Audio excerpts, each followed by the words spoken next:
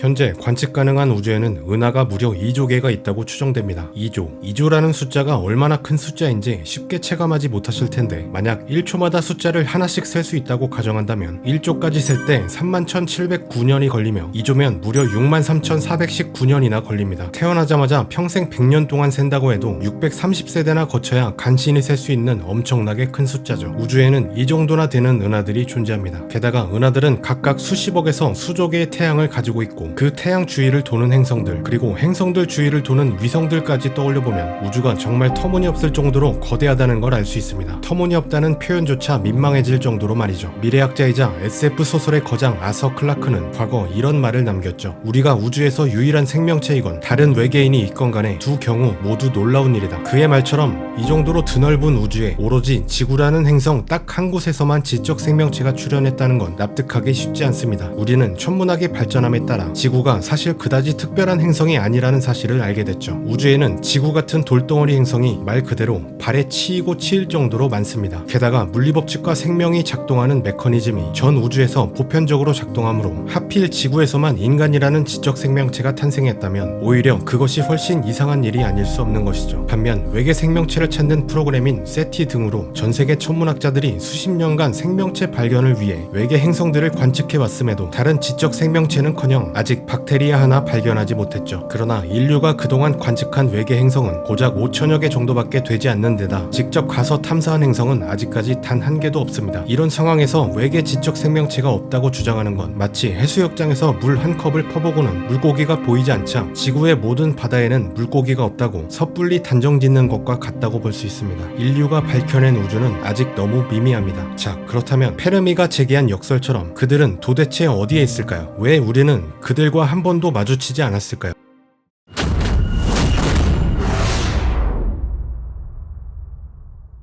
인류는 근대 천문학이 체계적으로 정립된 이래로 지구의 정보가 담긴 메시지를 우주 공간에 지속적으로 전송해왔습니다. 외계로 보내진 최초의 전파는 1974년 아레시보 전파 천문대에서 우리 은하의 구상성단인 M13을 향해 송출된 일명 아레시보 메시지입니다. 드레이크 방정식을 만들기도 했던 천체 물리학자 프랭크 드레이크가 칼 세이건의 도움을 받아 작성했다고 알려진 이 메시지는 인간의 모습과 DNA 구조, 지구의 위치 등에 대한 정보가 암호화된 채 전송됐는데, 간단한 지만 이 정도를 해석할 정도의 지적 생명체라면 문명을 꽤 오랫동안 유지했을 것이고, 따라서 추적 나이 약 120억 년의 꽤 오래된 천체를 향해 발사된 것이죠. 그러나 M13은 우리 은하 내부에 있음에도 지구로부터 무려 25,000광년이나 떨어져 있습니다. 이제 메시지를 보낸 지 50년 됐으니 도착하려면 24,950년이 더 걸리고, 이 메시지를 포착한 외계 지적 생명체가 지구에 답장을 보낸다면 또다시 25,000년이 걸립니다. 빛의 속도로 보낸 메시지임에도 이렇게 왕복으로 소통 한번 하려면 도합 5만 년이나 걸리니 외계인의 응답을 바랬다기보다는 그저 외계의 메시지를 보낸다는 그 자체의 의미를 뒀을 겁니다. 이처럼 외계인을 만나기 어려운 가장 근본적인 문제는 바로 우주는 커도 너무 크다는 것, 그리고 그에 비해 물질이 이동할 수 있는 한계 속도인 빛의 속도가 한없이 작다는 점입니다. 빛은 초속 30만 킬로미터로 무지막지하게 빠르지만 우주의 크기에 비해서는 터무니없을 정도로 느린 속도입니다. 태양계와 가장 가까운 항성계인 프록시마 센타우리까지는 빛의 속도로 4.2년이면 도달할 수 있지만 우리 은하와 근접해 있는 외소 은하 중 가장 가까이에 있는 큰 계자리 외소 은하까지는 빛의 속도로 가도 약 25,000년이나 소요됩니다. 가장 가까운 거대 은하인 안드로메다 은하까지는 약 250만 년이 걸리며 가장 가까운 은하군인 마페이 은하군까지 가려면 약 1,500만 년이 걸리고 가장 가까운 은하단인 천여자리 은하단까지는 무려 5,380만 년이 걸립니다. 인류가 만든 가장 빠른 비행체는 최대 속도 기준 초속 약 190km의 파커솔라 위성이죠. 이 정도 속도면 서울에서 부산까지는 2초, 뉴욕까지는 고작 1분밖에 걸리지 않는 엄청난 속도지만 1광년 거리를 가려면 약 1570년 정도나 걸립니다. 프록시마 센타우리가 고작 4.2광년 거리에 있음에도 파커솔라 위성의 속도로 가려면 대략 6600년이 걸리며 약 10만 광년 지름의 우리 은하를 가로지를 만큼 가려면 1억 5천만 년이 걸리고 안드로메다 은하까지는 대략 39억 년이나 걸립니다. 가뜩이나 광속도 느려 터진 마당에 광속의 0.1%도 미치지 못하는 이 정도의 속도로는 항성계 넘어 외계로의 진출은 택도 없는 것이죠. 결국 최소한 광속에 근접하거나 광속을 넘어서는 방법을 구현하지 못한다면 아무리 고도의 과학기술을 이룩하더라도 자신들이 살고 있는 항성계조차 벗어나기 어려울 것이고, 우리가 경험한 바에 따르면 결코 쉬운 일이 아니므로 그 정도의 문명 수준까지 도달한 지적 생명체들은 우주를 통틀어서도 손에 꼽을 정도밖에 되지 않을 겁니다. 외계인을 만나기 어려운 또 다른 커다란 문제로 문명의 탄생 시기에 따른 시간적 차이의 한계가 있습니다. 드레이크 방정식으로 지적 생명체가 살고 있는 행성의 개수를 대략적으로 계산해 볼 수 있지만, 그들의 문명이 어느 시기에 존재할지 혹은 우주로 진출할 수 있을 만큼 과학기술을 갖춘 기간이 어느 정도나 유지됐는지 등의 시기적 정보는 전혀 알 길이 없습니다. 인생은 타이밍이라는 말이 있는데 아무래도 우주적으로 통용되는 것 같습니다. 우리 태양계의 나이는 약 45억 년이지만 지구 최초의 생명체는 지금으로부터 3억에서 4억 년 전에 탄생했으며, 인류의 최초 조상이 등장한 것은 불과 수백만 년 전의 일이었고, 현생 인류의 출현은 불과 20만 년 전의 일입니다. 또 인류가 본격적으로 우주에 눈을 뜨기 시작한 건 망원경이 발명된 시기인 500년 전이고, 지구를 최초로 벗어난 건 고작 50년 전이죠. 우주적 규모의 시간으로 본다면 50년은커녕 500만 년도 찰나에 불과할 뿐입니다. 외계의 문명들이 우주로 진출할 정도로 진보된 과학기술을 갖추고 현재의 인류 문명과 같은 시간선상에 함께 존재해 서로 마주친다는 건 사실상 거의 불가능합니다. 어느 외계 문명이 태양계를 너무 일찍 탐사해 생명체가 전혀 없던 과거의 지구를 그냥 지나쳤다거나, 먼 미래에 적색거성이 된 태양이 지구를 삼켜버려 이미 지적 생명체가 모두 사라져버린 태양계에 뒤늦게 찾아올 확률이 압도적으로 높은 것이죠. 게다가 우리의 역사를 돌아보면 한때 잘나가던 문명이 갑자기 사라진 사례를 어렵지 않게 찾을 수 있습니다. 기술 발전이 사회 발전을 앞서가면 멸망의 위험성이 매우 높아지기도 하는데, 우주의 많은 외계 문명들 또한 핵에너지의 오남용 혹은 기술적 생태학적 붕괴로 상당수가 사라졌을지도 모릅니다. 또한 나사가 2015년에 발표한 연구에 따르면 태양계가 형성될 당시 우주에 생겨날 수 있는 대부분의 지구형 행성 92%가 아직 태어나지 않았다고 합니다. 이것이 사실이라면 인류 문명이 우주의 초창기 문명 중 하나일 가능성이 매우 높습니다. 그렇다면 외계인이 지구로 찾아오는 것이 아니라 거꾸로 초문명을 이룬 미래의 인류가 미개한 외계인의 행성에 먼저 찾아가게 될지도 모르는 일입니다. 외계인을 만나기 어려운 또 다른 이유로 그들이 처한 환경적 한계를 꼽을 수 있습니다. 적절한 생명친화적 행성 환경이 구축되고, 생명체가 태동해 단세포에서 다세포로, 다세포에서 지적 생명체가 태동하는 것까지도 이미 놀라운 기적이지만, 힘겹게 새로운 문명이 탄생한 후 우주로 진출할 정도로 과학기술이 발전하려면 또다시 수많은 환경적 제약이 따라옵니다. 예를 들어 금성이나 타이탄 같은 곳에서 지적 생명체가 살고 있다면 두꺼운 구름에 가려 별을 볼 수 없겠죠. 마찬가지로 엔셀라두스나 유로파 같이 수십 킬로미터 두께의 얼음 표면 밑에서 사는 생명체들도 별을 전혀 볼 수 없습니다. 태양이 여러 개인 5개 행성이어도 그렇습니다. 여러 개의 태양이 연달아 떠서 밤 자체가 없는 행성에 살고 있는 생명체라면 하늘의 별을 전혀 인지하지 못한 채 살아갈 겁니다. 기본적으로 별을 볼 수 없다면 우주에 대한 개념 자체가 생기기 어려워지고, 천문학이 발달하지 못하며 우주 개발이 정체돼 과학적 종교적 사고방식이 행성이라는 한계를 벗어나기 어렵게 됩니다. 제 아무리 고도의 문명을 이룩한들 하늘 위로 진출할 필요성을 느끼지 못한다면 우주 개발은커녕 자신들이 사는 터전이 우주의 전부라 여기게 되겠죠. 알려진 상황으로 본다면 행성이나 위성의 두꺼운 얼음 표면 밑에 사는 수중생물이 가장 흔할 것으로 보이는 만큼 우주로 진출할 정도의 과학기술을 보유한 외계인은 생각보다 그다지 많지 않을 겁니다. 이렇게 우리가 그들과 마주하지 못할 만한 이유가 참 많습니다.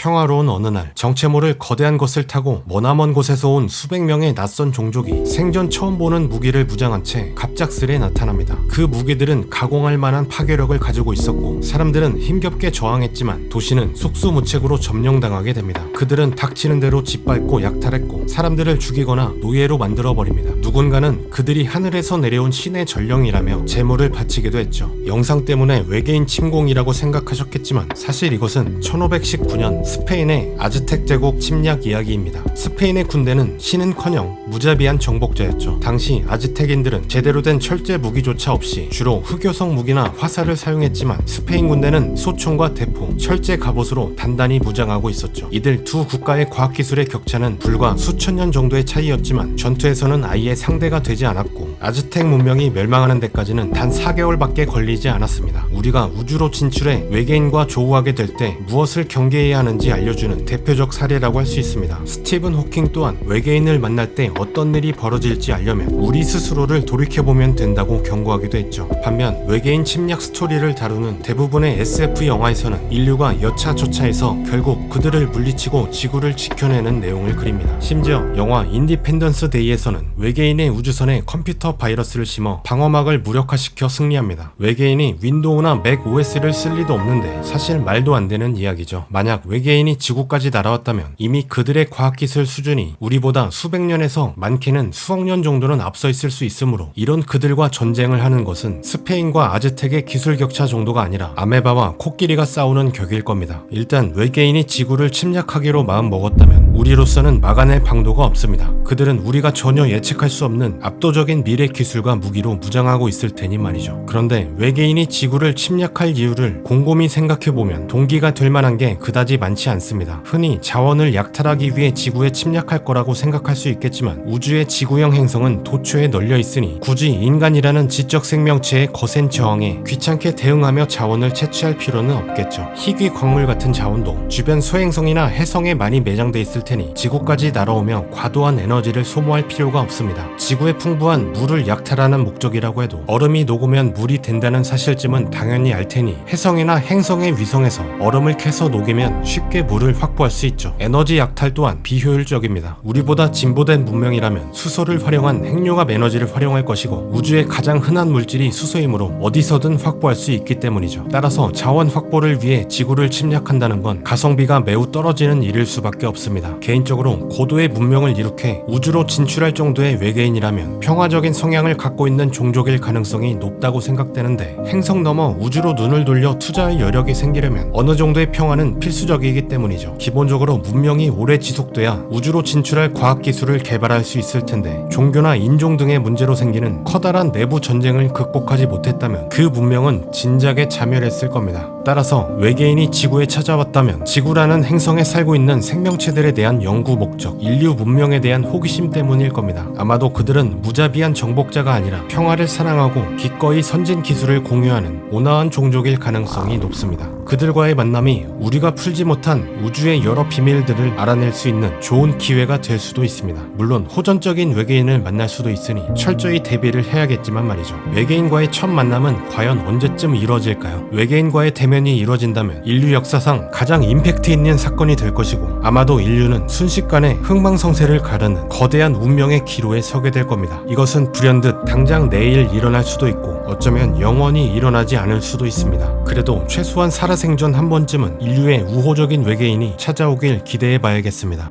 여러분의 생각은 어떠신가요? 이상으로 영상을 마무리하겠습니다. 재미있게 보셨다면 구독과 좋아요 잊지 마세요. 시청해 주셔서 감사합니다.